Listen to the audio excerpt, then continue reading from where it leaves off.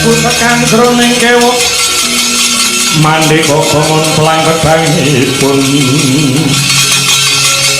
kang kataman Brata temah saking lalis monyet elek ora apa-apa ngemping loro nginjak pati ngaku kowe aku Hanoman dutane Sri Rama Wijaya wah bedes elek Hanoman manut dadi bandan luput aku kowe sing teking lapus wah lakon mulih mau karyaran Pak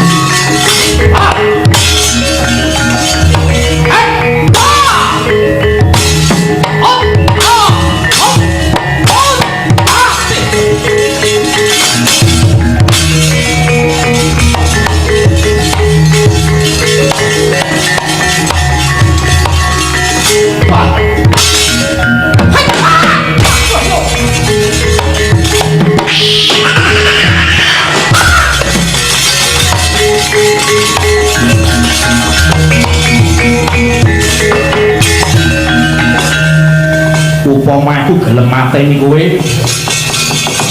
tak kepruk wit-witan modar ya nanging bawane Anoman iseling Anoman diutus saka dening Sang Prabu Rama kejaba wis bisa ngaturake sesupe lintring temanten aku uga kinen bobot sepira kekuatane Praja Ngalengka lan kadawan mungguh kaya ngapa praupane Ratu Ngalengka Prabu Dasamuka ya luwih becik aku ngalah wae dina iki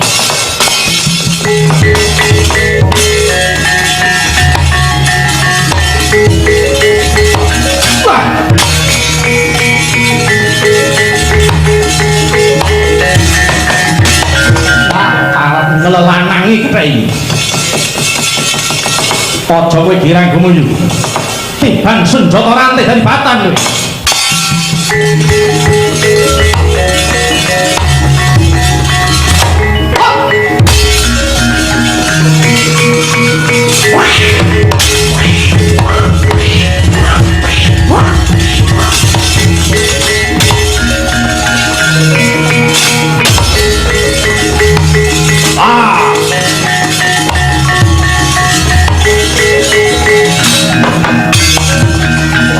enggene kowe dadi bandan kantor Kanjeng Rama Dewaji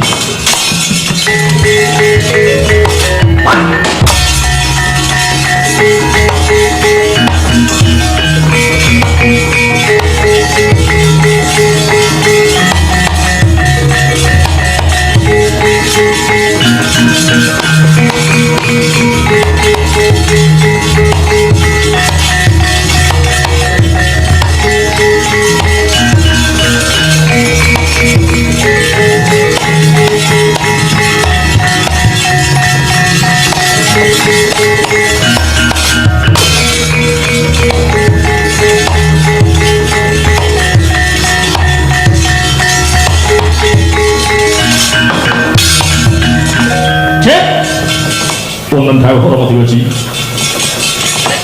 soi menika Anoman utusanipun Prabu Rama Wijaya sampun kuwantun mlebet taman saka manggih Dewi Sinta tetep mawi ngowongis tumeka padoning labine trandhik ngundarandir soring dong alatu wah setan iblis bekasaan madonke Prabu Dasamuka sih. Jit. Digawe pengeram-eram. Mangke rumiyin Kakang Prabu. Wibisana kuwi. Raden Anoman menika jejering utusan. Raden Anoman menika namung jejer duta. Menawi katampi sae mokal badhe damel rerusuh. Kanjeng Rama Dewaji jumbuh kaliyan dosanipun tuwin kalepatanipun Anoman. Sumangga Rama Prabu kula aturi paring paukuman. Koko Prabu badhe ical lan badhe digeguyu jagat menawi midana dutaning ratu. Hei, Wibisana, ora mung kowe sing ngerti bener. Anoman wani bakal nyidra Sinta padha karo nantang Dasamuka. Duh Koko Prabu badhe luntur kawibawan negari Ngalengka menawi kirang pratitis sing tumindak Kakang Prabu. Cukup! Rahwana ratu gegedhog ora ana sing duwa karepku. Yen kowe pancen ora rujuk nggo nyidra Sinta lan kowe mung tansah mancai apa sing dadi karepanku minggat to kelangan Gunawan ora nyuda kekuatan Ngalengka.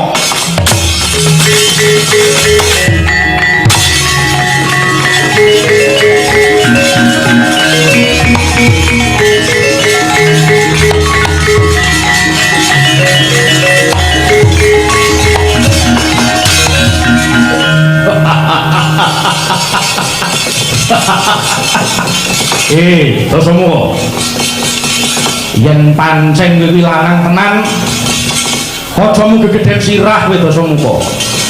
Aja umuk. Ayo tibakno paukumanmu kanggo Anoman. Wah, monyet elek cek digone awalo dikropok cek.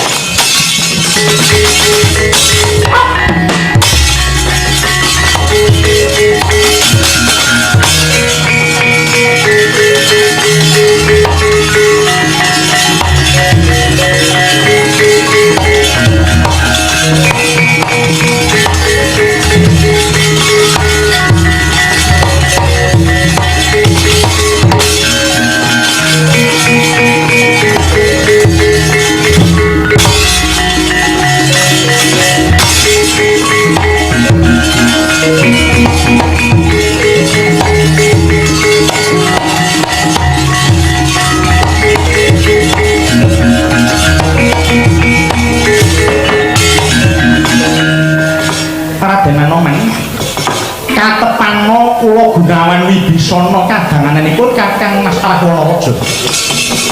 Kula mboten sarujuk menawi dados lekasipun Kakang Prabu Dasamuka.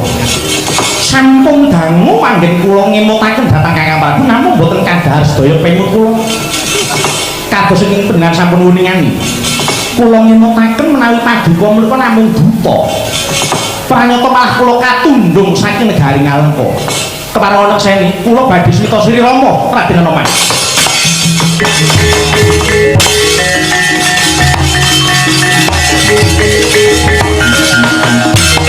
Wis sampat wadya Ngalengka nyawisake glondhong pengarang kinen hambes mi Raden Anoman. Mangkono surat gumuruh suraing para wadya Ngalengka.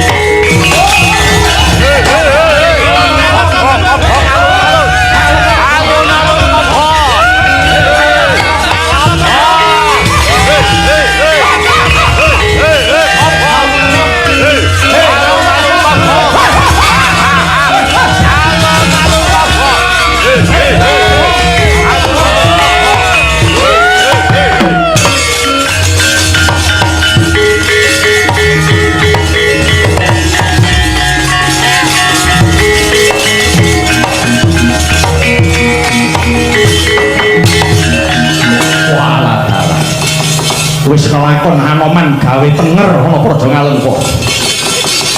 Bubar mawut Praja Ngalengka. Bali marang Pancawati.